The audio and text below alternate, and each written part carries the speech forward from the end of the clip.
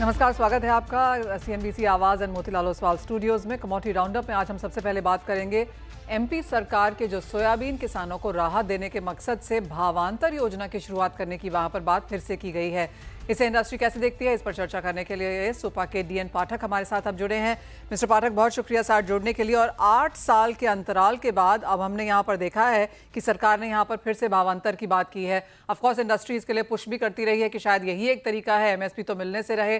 कैसे आप देखते हैं, क्योंकि पिछली बार भी जब ये हुआ था हमने देखा था काफी सारे गैप्स थे, काफी दिक्कतें थी। इस बार आपको लगता है कि ये नया रिफाइंड तरीका यहाँ पर कुछ इंट्रोड्यूस किया जा रहा है? देखिए, इस साल और पिछले 8 साल पहले जो किया था उसमें बहुत फर्क है।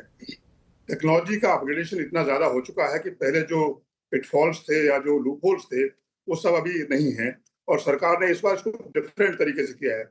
उन्होंने एक प्राइस फिक्स कर दिया, फ्लोर प्राइस, कि 4600 रुपए से ऊपर नीचे कोई खरीदेगा तो उसका हम भावांतर नहीं देंगे। 700 कुछ रुपए जो बनता है उतना ही देंगे, 728 रुपए। तो एक तो फिक्स हो गया, इसमें मैनिपुलेशन की गुंजाइश नहीं है। फार्मर रजिस्ट्रेशन शुरू हो गया है। Farmer IDs are all captured on the government website now all over India. तो फार्मर के पास कितनी लैंड है उसमें मैनिपुलेशन पॉसिबल नहीं है। फिर सरकार 15 दिन का एवरेज प्राइस लेके उसको वर्कआउट करेगी और ये 4600 रुपए जो है इसको कम ज्यादा कर सकते हैं। तो ऑल काइंड ऑफ सब तरह की इसमें वो बिल्ट इन है मैकेनिज्म, जिससे इसका मिसयूज नहीं हो और सरकार को इससे बड़ा फायदा होगा। किसान को एमएसपी मिल जाएगी और इंडस्ट्री को जिस भाव पे सोयाबीन मिलना चाहिए या जो मार्केट रेट होता है सही तेल और मील के भाव देखते हुए उस भाव पे मिलेगा। तो ये सबके लिए विन विन सिचुएशन है और सरकार को मैं फिर से बोल रहा हूँ इससे बहुत बड़ा फायदा होगा। ये हम तो महाराष्ट्र सरकार से भी कहने वाले हैं कि आप भी ये भावांतर शुरू करिए, क्योंकि अल्टीमेटली अगर सरकार को एमएसपी देनी है तो बजाय नाफेड और सरकारी एजेंसी को खरीदी के, जहाँ पे बहुत सारी बिल्ट इन कॉस्ट हैं, उसकी बजाय ये बेहतर तरीका है। और जैसे नाफेड ने खरीदा तो 15% मॉइस्चर, जबकि 15% मॉइस्चर सोयाबीन में शुरू में होता है। इंडस्ट्री की खरीदी जो है वो 10-2 होती है, FAQ इज 12। तो 3% का लॉस नाफेड को नगद वैसे होने वाला है, जो कि हो चुका है।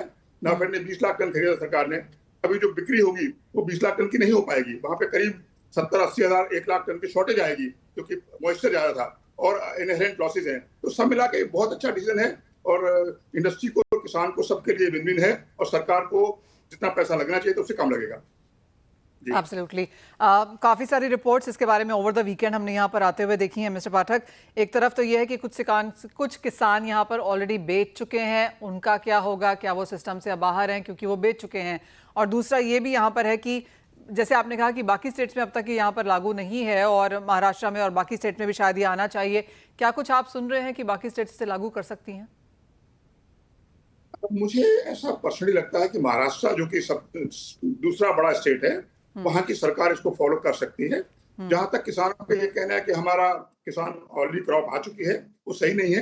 इक्का दुक्का क्रॉप कहीं आई होगी, क्रॉप अभी कटने को है तो कहीं थोड़ी बहुत आई होगी, तो और उसमें अभी इतना मॉइस्चर होगा क्योंकि वो लेने लायक भी नहीं होगी, तो वो मंडी में बिकेगी तो कम दाम में ही बिकेगी, क्योंकि वो उसमें मॉइस्चर होगा और खराबियां होंगी। तो किसानों को कोई नुकसान नहीं होने वाला है और महाराष्ट्र सरकार इसको कर सकती है। हमने उनको उनसे बोला भी है, रिक्वेस्ट की है कि आप इसको फॉलो करिए। Will have to wait and watch. Mister Pathak, government procurement पे क्या इसका असर आते हुए देखेंगे? आप कहेंगे गवर्नमेंट प्रोक्योरमेंट अब कुछ नहीं होगी, सारा कुछ यहाँ पर भावांतर पे शिफ्ट हो जाएगा? अगर महाराष्ट्र गवर्नमेंट भी भावांतर लाती है तो गवर्नमेंट प्रोक्योरमेंट की जरूरत ही नहीं रहेगी और सरकार को एक बड़ा फायदा होगा। जो उनके, मैंने बोला, इनहेरेंट खर्चे हैं, कमीशन हैं, स्टोरेज कॉस्ट है, कैरिंग कॉस्ट है, वेस्टेज है, वो सब बच जाएगा। सरकार को जो लगेगा वो 5328 रुपए ही लगेगा, उससे ज्यादा कुछ नहीं लगेगा। और किसान को 5328 रुपए मिल जाएंगे और इंडस्ट्री को सही दाम पे सोयाबीन मिल जाएगा। एक इमीडिएट सेंटिमेंट रिएक्शन हमने इसका आता हुआ देखा है मार्केट में? अभी थोड़ा कंफ्यूजन है मार्केट प्लेस में, क्योंकि अभी ये चीजें निकल के आ रही, कैसे होगा कैसे नहीं होगा। पर इमीडिएट सेंटिमेंटल रिएक्शन ये है कि अच्छा डिसीजन है और सही चलेगा। एक ये बात भी निकल के थोड़ा सा इंडस्ट्री के मन में है कि शुरू में जो सोयाबीन आता है उसकी जो क्वालिटी है वो काफी खराब होती है। किसान शायद ये जान के पहले जो अपना खराब माल है जो कि नहीं बिक पाएगा उसको लेके आएगा और अच्छा माल रोक के रखेगा, उसको बाद में बेचेगा। 2.5 महीने का टाइम दिया है सरकार ने, आई थिंक अप टू 15 जनवरी। पहली नवंबर से। तो 2.5 महीने में जितना सोयाबीन आना है उतना आएगा। भावांतर स्कीम में मध्य प्रदेश की क्रॉप में अभी नंबर डिस्क्लोज नहीं कर सकता क्योंकि हमारी सर्वे भी चल रही है, लेकिन जितना भी क्रॉप है उसका काफी अच्छा परसेंटेज भावांतर में आ सकता है। क्रॉप शायद महाराष्ट्र की भी उसके आसपास ही रहेगी। अगर वो चालू करते हैं तो फिर एनसीसीएफ इनको, ये सरकारी एजेंसीज हैं प्राइस सपोर्ट सिस्टम में, उनको खरीदी की जरूरत नहीं पड़ेगी। मिस्टर पाठक, जैसे इंडस्ट्रीज को काफी समय से मांगती रही है और ये एक चीज भी रही है कि किसानों को नहीं उनका प्राइस मिल रहा है, एमएसपी के नीचे है, सारा का सामान यहाँ पर सरकार प्रोक्योर नहीं कर सकती, तो भावांतर इन दैट सेंस सबसे बेहतरीन चीज है। लेकिन जब भावांतर आया है तो थोड़ा सा मिक्स्ड फीलिंग है यहाँ पर मार्केट्स में, वो क्यों है? देखिए, मार्केट बहुत सारी चीजों को फैक्टर इन करती है। अभी तो क्रॉप नंबर से बहुत बड़ा है कि क्रॉप है कितनी। सप्लाई डेफिनेटली इस साल बहुत टाइट लग रही है। डिमांड सोयाबीन मील की फ्लक्स है थोड़ी सी, क्योंकि डीडीजीएस की वजह से, लेकिन 60, 70, 80 लाख टन डिमांड तो सोयाबीन मील की होती है। एक्सपोर्ट इस भाव पे हो पाएगा कि नहीं हो पाएगा, वो एक बड़ा सवाल है। यूडीआर आगे बढ़ गया है तो वो एक, बहुत सारी ऐसी चीजें हैं जो मार्केट को अभी फ्लक्स में रखे हुए हैं। सर्टेनिटी नहीं है, लेकिन धीरे धीरे थोड़ी सर्टेनिटी आएगी। एक्सपोर्ट नंबर पता लगेगी, क्रॉप नंबर जब तक पता नहीं लगेंगे। अभी कैरी ओवर कितना है वो बहुत कम है। तो सब मिला के सिचुएशन सप्लाई की टाइट है। इंडस्ट्री को किस भाव पे मिलेगा, इंडस्ट्री अभी सोच नहीं पा रही है कि भाव क्या रहेगा। लेकिन अभी जो मंडी में बिक रहा है वो तो आपको पता ही है। अभी पुराना माल है, पुराने साल का माल है, वो सस्ते में बिक रहा है, नोवेयर नियर एमएसपी, और ना वो संभव है करंट ऑयल और मिल के प्राइस पे। मिस्टर पाठक, ओवरऑल आगे जाके किस तरह की सिचुएशन आता हुआ देखते हैं? जैसे हम काफी समय से इसकी बात करते रहे हैं, अब सरकार ने उसको इमीडिएटली यहाँ पर दे भी दिया है। ओवर वीकेंड हमने बहुत सारे रिएक्शंस यहाँ पर किसानों की तरफ से, इंडस्ट्री की तरफ से बनते हुए देखे भी हैं। आप आगे जाकर, जैसे आपने कहा, सेंटिमेंट भी कुछ खास यहाँ पर प्राइसेस में इन दैट सेंस भी देखने को नहीं मिला, काफी सारी अनसर्टिनिटीज अभी भी हैं। चीपर इम्पोर्ट, अर्जेंटीना का इम्पोर्ट, सामने फेस्टिवल डिमांड, प्राइस सेंस, आपको क्या लगता है? मनीषा जी, ये सभी सवाल जो हैं वो थोड़ा मार्केट किधर जाएगी किधर नहीं जाएगी उसकी तरफ इशारा करते हैं, और मैं उस पर थोड़ा, आपको पता है, अवॉइड करता हूँ। मैं मार्केट की टोन किधर रहेगी उस पर चर्चा मैं नहीं करना चाहता। ठीक है, एक फाइनल सवाल आपसे, जो ये इंपोर्ट्स हमने यहाँ पर आते हुए देखे हैं, जो मार्केट्स को लगता है कि अच्छे खासे हैं और लगातार चलते भी रहेंगे, एक ये चीपर इंपोर्ट, सामने एमएसपी, भावांतर, ये तो थोड़ा सा कंफ्यूजन या फिर जो एक मिक्स सा सेंटिमेंट है, उसे कैसे रीड कर रहे हैं आप? हम लोग तो कंफ्यूज रहते ही हैं हमेशा। हम एक तरफ एमएसपी बढ़ाते हैं, दूसरी तरफ तेल के ड्यूटी कम करते हैं, तो वो कंफ्यूजन तो आई थिंक हमारा इंडस्ट्री का लॉट है। इंडस्ट्री के अपने इश्यूज हैं, डीडीजीएस का इशू है, बड़ा इशू है। सब मिला के देखिए, हमको फंडामेंटल्स की बात कर रहा हूँ मैं। सोयाबीन मील हमको 70, 75, 80 लाख टन चाहिए ही चाहिए। हमारी सोयाबीन की क्रॉप इस साल पिछले साल के मुकाबले डेफिनेटली काफी कम होगी। स्टॉक हमारे पास बहुत कम है। डीडीजीएस का इशू अभी बना हुआ है और डीडीजीएस का इस्तेमाल बढ़ने की थोड़ी उम्मीद है। अर्जेंटीना ने एक्सपोर्ट टैक्स हटा दिया है तो तेल का एकदम ढेर सारा इंपोर्ट हो गया है। अर्जेंटीना हो सकता है दोबारा ड्यूटी लगा दे, उनको जितना निकालना तो उन्होंने निकाल दिया है। अभी यूएस का प्रेशर अभी है, सोयाबीन मंगाइए, सोयाबीन मील मंगाइए। हमारे कुछ ज्ञानी लोग जिनको आप भी जानते हैं, उन्होंने शायद ये कहना शुरू कर दिया है कि मील मंगा लें और श्रिम्प वहां भेज दें, ऐसा कुछ बार्टर कर लें। मुझे नहीं मालूम ये कितना सेंस बनाता है कि नहीं बनाता, given our prices and their prices. तो सब मिला के इंडस्ट्री का कंफ्यूजन बकायदा है, लेकिन fundamentally industry is a going industry, ये चलेगी।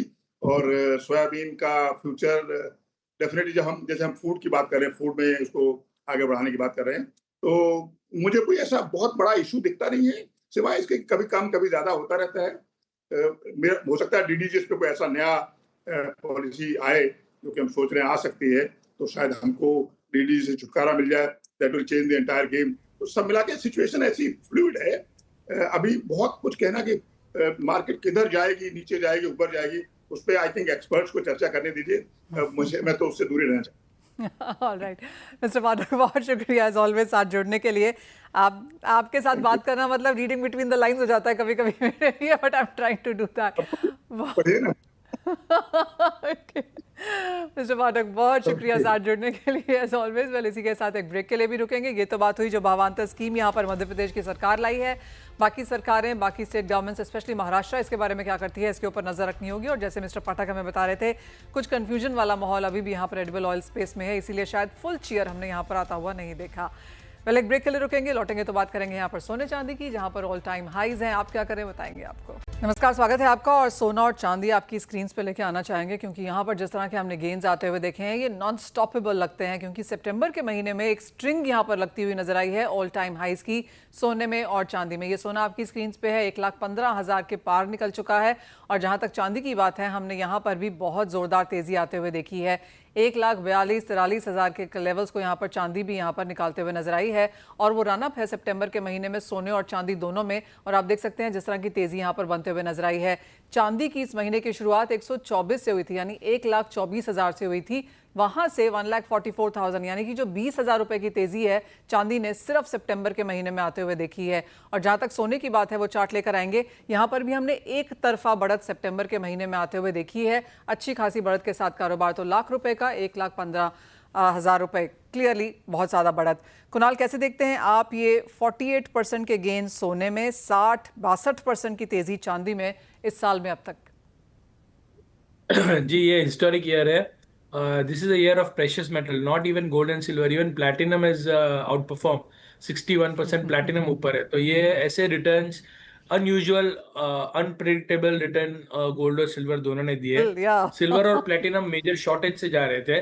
और गोल्ड में जो आज जियोपॉलिटिकल हालात है, फिस्कल हालात है वेस्टर्न सेंट्रल बैंक्स के, तो आज investors left right centre, India, China, Russia, सब जगह पे आप देखेंगे जो इमर्जिंग मार्केट है उसमें टोटल बाइंग इमर्जिंग मार्केट में गोल्ड की हो रही है। सो ओवरऑल कुल मिला के तेजी का माहौल ऐसा बना है कि जैसे आप बोलोगे कि यहाँ पे थोड़ा अटकने को लग रहा है, $50 और बढ़ता है। I would agree with that. Kunal, जैसे कि सभी लोग कह रहे हैं, कुणाल एक चीज यहाँ पर सब लोग कह रहे हैं कि overbought on charts, under owned by retail globally. आपको लगता है कि यहाँ पर और आई थिंक क्या हो रहा है मेरे हिसाब से, हर रेट पे people are getting tempted and getting और दे आर शॉर्टिंग। बट हर लेवल पे एक कोई ना कोई नई डेवलपमेंट आती जा रही है जियोपॉलिटिकल फ्रंट पे। ये जो रशिया और यूरोप के बीच में जो डेवलपमेंट हो रही है वो इग्नोर करने लायक नहीं है। यूएस ने आज मॉर्निंग को यूक्रेन को परमिशन दे दी है लॉन्ग रेंज मिसाइल के से रशिया के ऊपर अटैक करने के लिए। सो जो रशिया की मेजर सिटीज है, मॉस्को है, या इनके ऊपर वो अटैक कर सकते हैं, ऐसा यूएस ने परमिशन दे दिया है। और तीसरा, रशिया ने स्टेटमेंट दिया है कि यूएस और इजराइल मिलके ईरान पे अटैक करने वाले हैं। सो ये पूरा जो जियो पॉलिटिकल असमंजस का जो माहौल है, that is I think one of the major reason why gold is going up. जो इंटरेस्ट रेट कट करेंगे, इसका जो होना था वो हो गया ऑलरेडी गोल्ड में। ये जो नए नए रीजन आ रहे हैं, सो ये सब प्लेबुक में आते ही नहीं है। अभी सडनली पोलैंड के ऊपर या दूसरी यूरोपियन कंट्रीज के ऊपर रशियन एयरक्राफ्ट फ्लाई करेंगे और यूरोप उसको धमकी देगा कि मैं रशियन एयरक्राफ्ट को उड़ा दूंगा, और रशिया बोलेगा अगर आपने उड़ाया that will be consider as an act of war. तो ये सब जो चीजें हैं, ये प्ले होगी कि नहीं वो तो टाइम ही बताएगा। But geopolitically it is the most uncertain time I have seen in last 1 decade। इतना अनसर्टनिटी मैंने कभी मेरी लाइफ में नहीं देखा है when it comes to geopolitics. Each and every part of the world, Middle East बोलो, Europe बोलो, यूएस बोलो, इवन चाइना ने कह दिया है यूएस को कि आप ताइवान से दूर रहिए। सो दिस इज हर जगह पे ये जियो पॉलिटिकल इंस्टेबिलिटी है और इसका फायदा गोल्ड को मिल रहा है। चाइना लगातार गोल्ड बाय कर रहा है और उसका भी फायदा मिल रहा है गोल्ड के मार्केट को। सो मैं जैसे कहूंगा कि थोड़ा यहाँ पे प्रॉफिट लेना चाहिए, वो और $50 बढ़ेगा। सो मैं ये बोलूंगा ही नहीं आज। Just learn to go with the flow. Fundamentally अगर जियोपॉलिटिकल कुछ होता नहीं है ज्यादा एस्केलेट, तो ये रेट पे सब प्राइस्ड इन है। But I am not able to forecast geopolitically आगे क्या होगा, तो थोड़ा बहुत और तेजी हो सकता है। 3817 के स्तर अंतर्राष्ट्रीय बाजारों में ये all time highs yet again है। आज दिन की शुरुआत यहाँ पर 3680 के आसपास से हुई थी और वहाँ से हमने ये बढ़त आते हुए देखी है। अंतर्राष्ट्रीय बाजारों में जिस तरह की तेज़ी है बहुत बहुत शार्प है। और जो सारी की सारी चीज़ें कुणाल ने यहाँ पर गिनाई हैं, राजेश जी उसमें एक चीज़ और ऐड करते हैं, वो है यूएस का गवर्नमेंट शटडाउन, जो कल की जो डेट है, और अगर आज जिस तरह की मीटिंग यहाँ पर गवर्नमेंट की होगी, कांग्रेस की होगी, और माना जा रहा है कि इसे एक्सटेंशन मिलेगा जो मिड नवंबर तक आ सकता है, ये एक और कंसर्न है जो बाजार आज और कल के लिहाज से सोने में बाइंग करेगा। तो government shutdown as of now यहाँ पर ट्रेंडिंग है और सभी की नज़र इसके ऊपर भी है, वो शाम को जो मीटिंग यहाँ पर होनी है। जैसे कुणाल ने कहा राजेश जी, अब लेवल देने का कोई मतलब नहीं बनता, क्योंकि जिस तरह की तेजी हम लगातार यहाँ पर देख रहे हैं, $2650 से इस साल की शुरुआत हुई थी, वहां से हम 3800 के ऊपर चढ़ते हुए नजर आ रहे हैं। 3850, 4000 लेवल यहाँ पर कोई भी रह सकता है, लेकिन ये सब फेस्टिवल के दौरान हो रहा है। उसकी आपके ऊपर क्या सेंस है? बिल्कुल, जो कुणाल ने बोले बिल्कुल 100% मैं बिल्कुल सहमत हूँ उन सभी बातों को। और मुझे लगता है कि जब तक के ट्रम्प है तब तक के गोल्ड रुकने का नाम नहीं लेगा। आपने देखा होगा जैसे ही ट्रम्प सत्ता में आया तभी से काफी जियोपॉलिटिकली इश्यूज बढ़ गए थे, और जियोपॉलिटिकली जिस तरीके से कुणाल जी ने अभी हर चीज आपको एक्सप्लेन करके बताई है, मैं पूरी तरह से सहमत इसलिए भी हूं क्योंकि आपने देखा होगा गोल्ड ने एक तरफा रैली दिया है, और अभी एक तरफा रैली देने के कारण गोल्ड एक इन्वेस्टमेंट के साथ साथ अभी एक सेंट्रल बैंक जितने भी हैं उनका भी एक सेफ हेवन, या उनको भी एक कॉन्फिडेंस उसी में ज्यादा आता है डीडॉलराइजेशन के लिए।